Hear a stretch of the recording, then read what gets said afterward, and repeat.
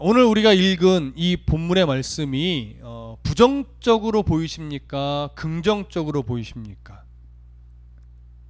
긍정적으로 보이시죠? 네, 사실은 긍정적인 내용이 나온다는 이 사실에 우리가 사뭇 놀라야 합니다. 왜냐하면 우리가 1장 2절부터 9절까지 계속된 앞의 내용이 뭐였냐면, 북이스라엘은 초대왕 여로보암부터 지금 이 호세아 선지자 시대까지, 그러니까 여로보암 2세 이 시대까지 수백 년간 하나님을 기쁘시게 하는 삶의 흔적을 가진 적이 한 번도 없었습니다. 늘 금송아지를 숭배해왔고 바알을 숭배해왔고, 지금은 종교적 혼합주의에 빠질 정도로 사실은 하나님이 주시는 모든 기회란 기회들을 다 모조리 거절하고 오히려 그 마음을 우상에게 드리는 그런 삶을 살아왔습니다. 그래서 결국 하나님은 북이스라엘의 멸망을 호세아를 통해서 예언하고 있었던 거예요. 그래서 그 이스라엘의 지금 영적 상태, 얼마나 하나님 앞에 악한 삶을 살고 있는지를 삶이란 메시지로 보여주기 위해서 호세아에게 누구와 결혼하게 했냐면 음란한 여인 고멜과 결혼하게 했던 겁니다. 선지자가 어떻게 음란한 여인과 결혼할 수 있겠습니까? 그럼에도 불구하고 하나님이 음란한 여인과 결혼하게 한 것은 지금 북이스라엘의 영적 상태가 하나님을 거절하고 우상을 섬기는 영적 간음을 끊임없이 범하고 있다는 사실을 보여주기 위함이었던 거죠. 그러면서 그들이 사실은 뭐 하기를 원했던 거예요? 돌이키기를 원했던 거죠. 그 메시지를 듣고 경각심을 일으키고 다시 하나님 앞으로 돌아서길 기대했었지만 전혀 그러지 않았습니다. 그래서 첫째 아들의 이름을 이스르엘로 지으면서 오히려 하나님은 이스라엘의 피를 내가 갚을 것이다, 이후에게 갚을 것이다, 그러면서 아주 강력한 말씀을 주셨고, 둘째 자녀에게는 로루하마라는 이름을 주면서 이제는 내가 국률이 여기지 않을 것이다, 이런 메시지 또한 주면서도 하나님은 또 한편으로 기회를 주셨던 거예요. 한 3년 가까이. 그런데도 이스라엘은 전혀 돌이킴의 모습을 갖지 않았고, 결국 셋째 자녀의 이름을 로암미라 지으면서 너희들은 안 되겠다, 너희들은 이제 내 백성이 아니다, 나는 너희의 하나님이 되지 않을 것이다 라고 하는 아주 이제는 무서운 메시지까지 주셨습니다. 그렇다면 이제 우리가 당연히 상식적으로 기대하는 내용은 뭐냐면, 하나님의 심판이 어떻게 임하는가, 어떻게 북이스라엘이 멸망하는가, 그러한 구체적인 장면이 나올 것으로 우리가 사실은 기대하게 돼요. 정직하게 어떤 앞뒤 문맥을 생각하면서 읽는다면. 그런데 갑작스럽게 오늘 10절에서는 오히려 이스라엘의 회복을 말하고 있는 거예요. 바로 코앞까지 그냥 금방 멸망시킬 것처럼 분노를 쏟아내셨는데, 이제 갑자기 10절에 들어가면서 그러나 이렇게 말해요. 그러나 전혀 정반대의 메시지를 전하는 거죠. 그러나 이스라엘 자손의 수가 바다의 모래같이 되어서 헤아릴 수도 없고 셀 수도 없을 것이다, 이렇게 회복의 메시지를 증거하고 있는 거예요. 무슨 선지자의 중보 기도하는 상황이 있었던 것도 아니고, 북이스라엘 중에 몇 사람이라도 회개의 기도를 했던 것도 아니고, 전혀 회개나 돌이킴과 관련된 움직임이 전혀 없었는데 갑자기 하나님은 그러나 하면서 회복의 메시지를 전해주고 있는 겁니다. 왜 그럴까요? 변덕쟁이 하나님을 드러내고자 하는 걸까요? 그렇지는 않을 겁니다. 우리가 10절을 좀 잘 살펴보면 하나님께서 어떠한 내용을 인용하고 있냐면, 아브라함과 맺으셨던 언약의 내용을 인용하여 말씀하시는 걸 엿볼 수 있습니다. 우리 10절 다 같이 한 번 더 읽어볼까요? 10절 시작. 그러나 이스라엘 자손의 수가 바닷가의 모래같이 되어서 헤아릴 수도 없고 셀 수도 없을 것이며, 전에 그들에게 이르기를 너희는 내 백성이 아니라 한 그곳에서 그들에게 이르기를 너희는 살아계신 하나님의 아들들이라 할 것이라. 자, 하나님은 지금 아브라함과 맺으셨던 그 언약의 내용들, 바다의 모래같이 하늘의 별과 같이 너의 자손이 번성케 될 것이다, 이 언약의 내용을 인용하여 회복의 메시지를 지금 전하고 있습니다. 왜 아브라함의 메시지를 인용하여 회복의 메시지를 증거하는 것일까요? 하나님께서 궁극적으로 이스라엘을 분명히 회복은 시키실 텐데 회복시키시는 그 근거가 어디에 있는지를 지금 보여주시는 겁니다. 어디를 한번 보시냐면 로마서 4장으로 한번 가보시겠습니다. 신약성경 로마서 4장 17절부터 25절까지를 좀 보겠습니다. 로마서 4장 17절부터 25절. 자, 찾으신 분들 함께 읽겠습니다. 로마서 4장 17절부터 25절 시작. 기록된 바 내가 너를 많은 민족의 조상으로 세웠다 하심과 같으니 그가 믿은 바 하나님은 죽은 자를 살리시며 없는 것을 있는 것으로 부르시는 이시니라. 아브라함이 바랄 수 없는 중에 바라고 믿었으니 이는 네 후손이 이 같으리라 하신 말씀대로 많은 민족의 조상이 되게 하려 하심이라. 그가 100세나 되어 자기 몸이 죽은 것 같고 사라의 태가 죽은 것 같음을 알고도 믿음이 약하여지지 아니하고 믿음이 없어 하나님의 약속을 의심하지 않고 믿음으로 견고하여져서 하나님께 영광을 돌리며 약속하신 그것을 또한 능히 이루실 줄을 확신하였으니 그러므로 그것이 그에게 의로 여겨졌느니라. 그에게 의로 여겨졌다 기록된 것은 아브라함만 위한 것이 아니요 의로 여기심을 받을 우리도 위함이니 곧 예수 우리 주를 죽은 자 가운데서 살리신 이를 믿는 자니라. 예수는 우리가 범죄한 것 때문에 내줌이 되고 또한 우리를 의롭다 하시기 위하여 살아나셨느니라. 아브라함의 언약, 아브라함을 믿음의 조상으로 세우신 것을 누구에게까지로 연결해 놓았냐면 예수 그리스도의 십자가의 죽음까지 연결해 놓았습니다. 그런데 여기서 아브라함의 이야기를 우리가 로마서 강해할 때 조금 이제 오래된 이야기지만 로마서 강해할 때를 떠올려 보시면 더 정확하게 기억이 나실 텐데 아브라함이 믿음의 조상이 된 것, 근데 그 믿음의 조상이 된 것을 말할 때 18절에 아브라함이 바랄 수 없는 중에 바라고 믿었으니 이는 내 후손이 이 같으리라 하신 말씀대로 많은 민족의 조상이 되게 하려 하심이라. 그가 100세나 되어 자기 몸이 죽은 것 같고 사라의 태가 죽은 것 같음을 알고도 믿음이 약해지지 아니했다라고 하는 이 말씀의 진의가 뭐였죠? 아브라함은 이미 99세가 되고 100세가 될 때 사실은 자기의 육신의 후패함을 통해서 쇠퇴함을 통해서 뭘 포기했어요? 이제 나는 자녀를 낳을 수 없구나. 포기했어요. 사라의 어떤 그 경수가 끊어지는 것을 보고도 우리는 가능성이 없구나.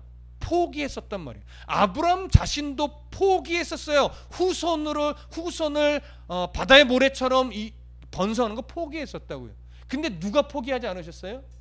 하나님은 포기하지 않으셨던 거예요. 그래서 하나님은 끊임없이 아브라함을 찾아와서 뭐예요? 내가 너에게 후손을 줄 것이다. 그것도 누구를 통해서? 사라의 태를 통해서 후손을 줄 것이다. 끊임없이 보여주고 들려주고 또 언약을 맺어주고 그러면서 아브라함은 어떻게 해요? 설득했죠. 그러니까 아브라함의 믿음은 철저하게 무슨 믿음이냐면 그래 내가 한번 믿어보자 이런 자기의 신앙적 행위에 열심히 근거 있지 않아요. 하나님께 철저하게 설득당한 믿음이에요. 무슨 말씀인지 이해되시죠?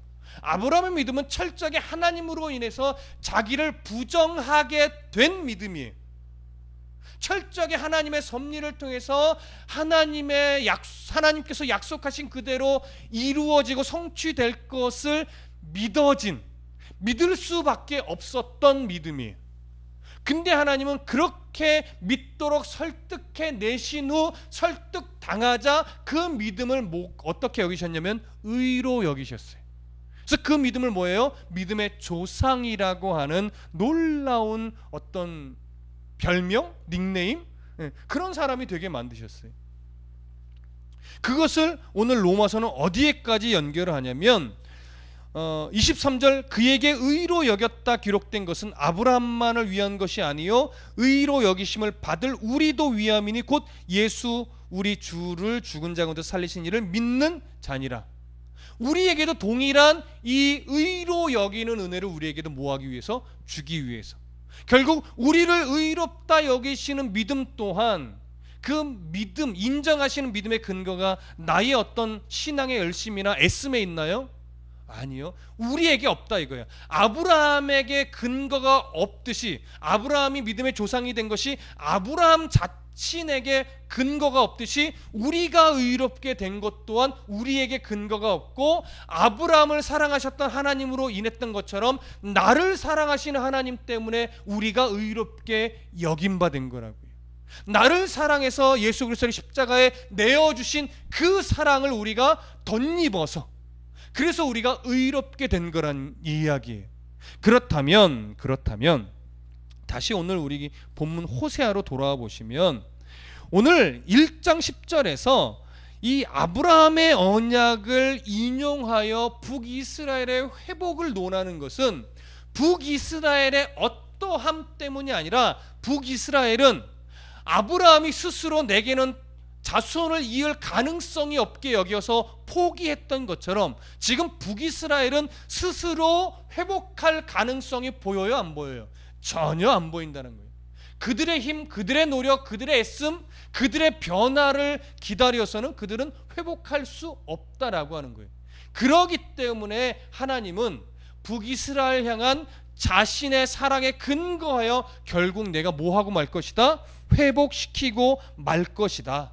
아브라함이 끊임없는 하나님의 설득에 결국 설득당하였던 것처럼 내가 북이스라엘을 끝내 설득하여 하나님의 아들들이라는 소리를 듣게 하고야 말 것이다 라고 하는 거예요. 이 얘기는 북이스라엘의 어떤 영적인 간음에 대한 대가를 치르지 않을 거라는 얘기인가요? 그거랑은 다른 거예요. 분명히 그들은 뭐예요? 대가를 치를 겁니다. 대가를 치를 것이지만 그 대가를 치름은 버리기 위함이 아니라 무엇을 위한? 돌이킴을 위한, 회복을 위한, 하나님이 끝내 설득하여 하나님의 아들들이라는 소리를 듣게 하기 위하여 그들은 대가를 치르게 될 것이라는 거죠. 우리는 이 부분을 보게 되는 겁니다. 오늘 10절에서 한 가지 더 우리가 좀 주목해서 보게 되는 것은 뭐냐면 10절 끝부분에 이거예요. 중간에 이렇게 돼 있죠. 그들에게 이르기를 너희는 내 백성이 아니라 한 그곳에서, 그들이 가능성이 전혀 없는 그 자리에서, 그들 스스로에게는 전혀 능력을 찾지 못한, 가능성을 찾지 못한 그 자리에서 그들에게 이르기를 뭐라고 말하는, 너희는 살아계신 하나님의 아들들이라 할 것이라, 이 얘기를 한다는 거예요. 여기서 우리가 보게 되는 건 뭐냐면 살아계신 하나님이라는 표현이에요. 자, 저를 보세요. 살아계신 하나님이라는 이 히브리 말은요, 어떤 단어와 어근이 같냐면 스스로 있는 자, 이 표현과 어근이 같아요. 여러분, 스스로 있는 자라고 하는 것은 누구의 이름이죠? 하나님의 이름이죠. 어디서 누구에게 가르쳐준 이름이죠?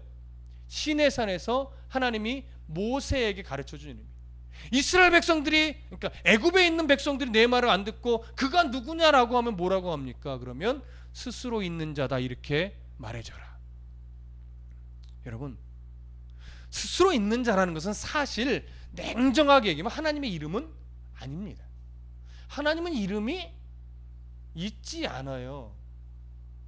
그럼에도 불구하고 왜 스스로 있는 자다라고 말했냐면, 그것은 하나님이 어떤 분인가에 대한 속성을 표현해 준 거예요. 나는 이런 자야. 근데 그게 뭐가 된 거예요? 그냥 우리의 인식 속에서는 이름처럼 여겨진 것 뿐이에요. 그러면 스스로 있는 자라는 건 뭐예요? 나는 하나님이 아닐 수 없다는 거죠. 나는 원래부터 하나님이었다는 거죠. 그러면 그 원래부터 하나님이었고 나는 하나님이 아닐 수 없는 자라는 것은 좀 넓게 좀 풀어서 우리가 보자면, 하나님은 나는 실수하는 자다? 아니, 나는 실수하지 않는 자다. 나는 능력에 있어서 모자람이 있는 자다? 나는 능력에 있어서 모자람이 없는 자다. 나는 한번 작정한 것은 실패할 가능성이 있는 자다? 아니다. 나는 한번 작정한 것은 실패할 수 없는 자다. 실패할 가능성이 전혀 없는 자다.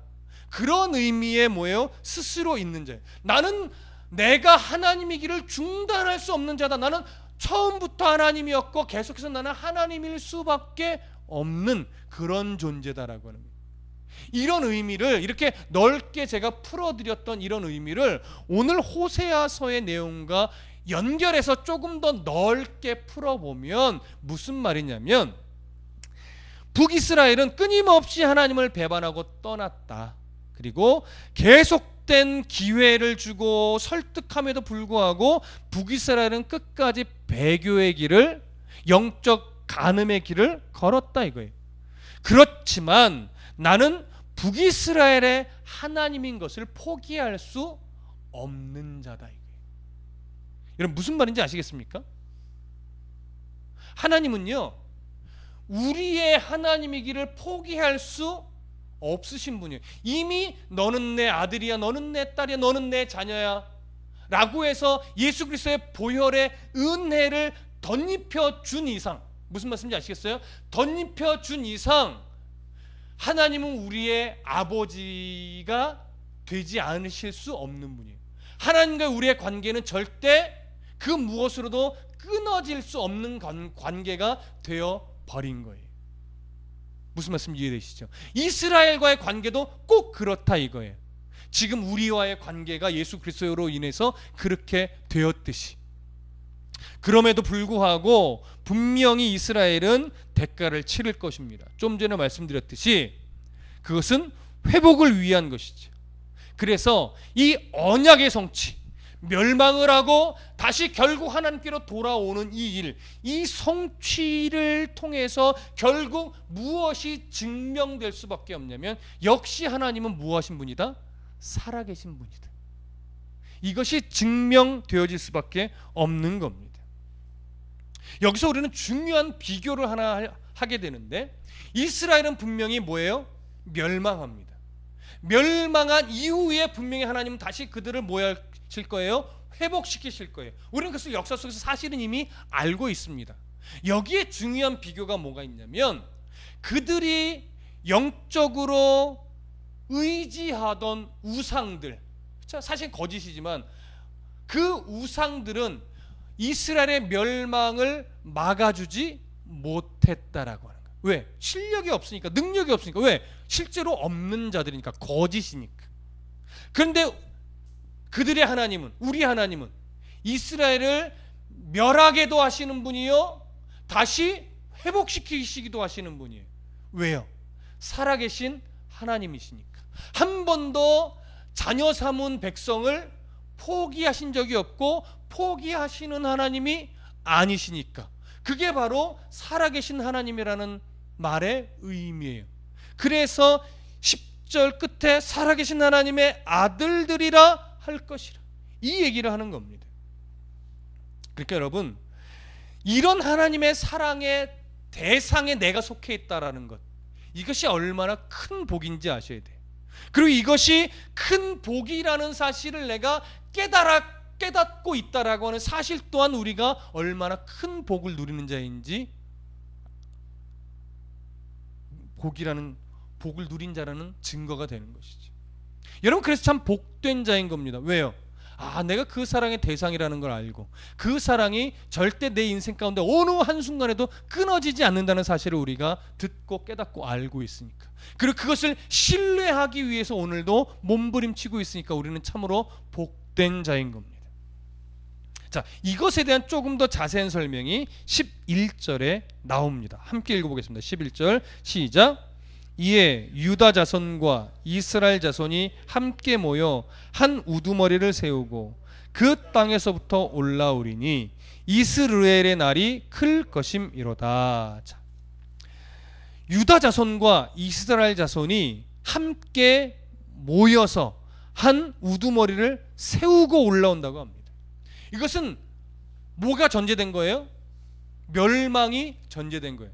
사실은 북이스라엘은 BC 722년에 아수르로 인해 멸망합니다. 남유다는 BC 586년에 바벨론으로 인해 멸망합니다.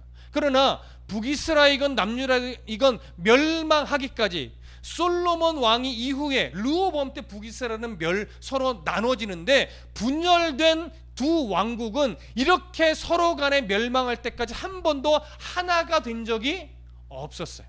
한 번도.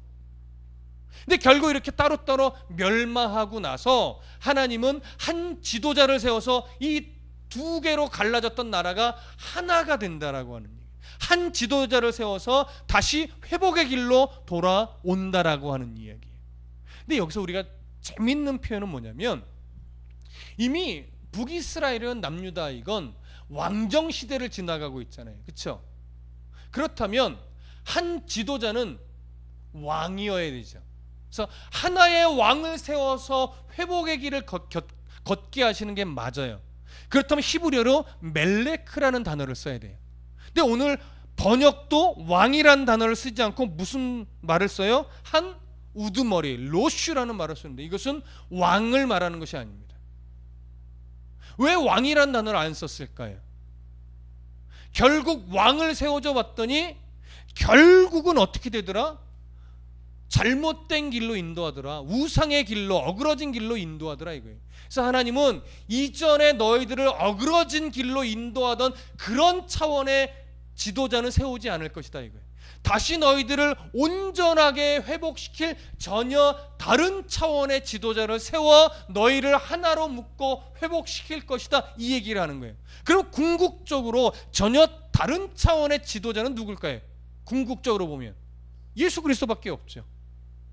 그래서 궁극적으로 예수 그리스도밖에 없기 때문에 오늘 11절에서 유다 자손과 이스라엘 자손이 함께 모여 한 우두머리를 세우고 그 땅으로부터 올라오리니 이스라엘의 날이 클 것이다 라고 하는 이 말씀은요, 이중적인 의미를 갖게 되는데, 첫 번째 의미는 뭐냐면 역사 속에서 바로 고레스 왕 때에 포로가 되었던 이스라엘에게 뭐가 선포되어? 해방령이 선포되어져요.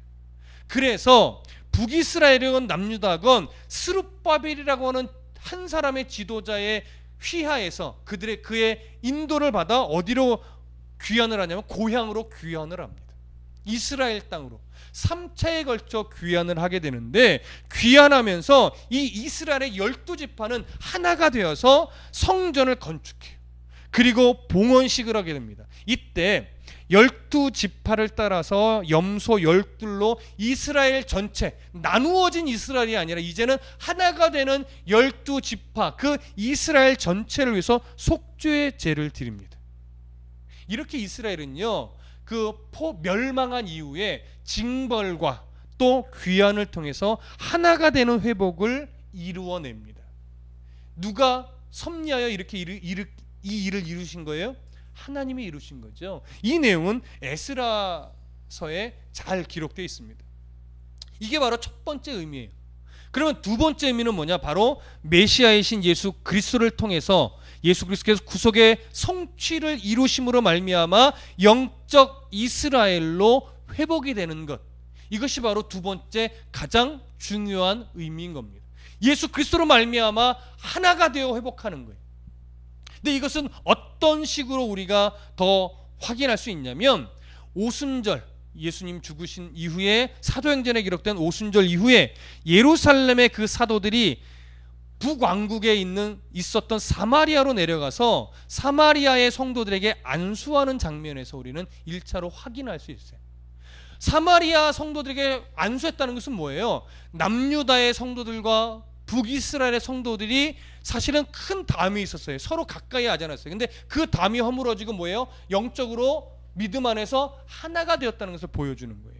그래서 사도행전 8장 14절부터 17절에 이런 말씀이 있어요. 예루살렘에 있는 사도들이 사마리아도 하나님의 말씀을 받았다함을 듣고 베드로와 요한을 보내매 그들이 내려가서 그들을 위하여 성령 받기를 기도하니 이는 아직 한 사람에게도 성령 내리신 일이 없고 오직 주 예수의 이름으로 세례만 받을 뿐이더라. 이에 두 사도가 그들에게 안수함에 성령을 받은지라.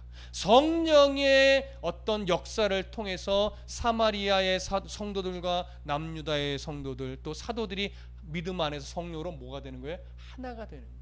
이게 바로 무엇에 대한 그림이에요? 한 지도자를 세워서 회복하는 하나의 그림인 거예요. 그 영적인 지도자 예수 그리스도. 한 장면을 더 보시면 에베소서를 한번 가보십시다. 신약성경 에베소서 2장. 에베소서 2장 14절부터 16절. 에베소서 2장 14절부터 17절까지 볼게요. 찾으신 분들 함께 읽겠습니다. 에베소서 2장 14절부터 17절 시작. 그는 우리의 화평이신지라 둘로 하나를 만드사 원수된 것 곧 중간에 막힌 담을 자기 육체로 허시고 법조문으로 된 계명의 율법을 폐하셨으니 이는 이 둘로 자기 안에서 한 세 사람을 지어 화평하게 하시고 또 십자가로 이 둘을 한 몸으로 하나님과 화목하게 하려 하심이라.